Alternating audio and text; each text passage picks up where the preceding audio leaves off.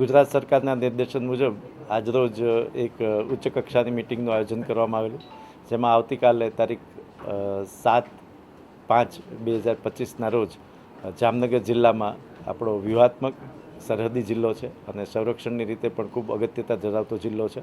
એમાં એક મોક ડ્રીલનું આયોજન કરવામાં આવેલું છે. આવતીકાલે સાંજે 4 કલાકે જામનગર જિલ્લાના વ્યૂહાત્મક લોકેશન્સ ઉપર મોક ડ્રીલનું આયોજન કરવામાં આવશે.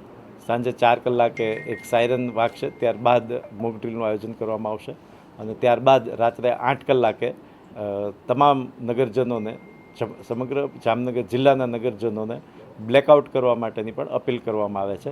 રાત્રે 8 કલાકથી રાત્રે 8 કલાક અને 30 મિનિટ સુધી, એટલે કે કુલ 30 મિનિટના સમયગાળા માટે તમામ નગરજનોને પોતાના રહેઠાણ, પોતાના ઔદ્યોગિક અને પોતાના વાણિજ્યના ક્ષેત્રોમાં લાઇટનો ઉપયોગ ન કરવા માટે જણાવવામાં આવે છે. આ સમયગાળા દરમિયાન તમામ હોસ્પિટલો અને તમામ જે આયુર્વેદને લગતા અને મેડિકલને લગતા તમામ હોસ્પિટલો પોતાનું કામકાજ ચાલુ રાખશે.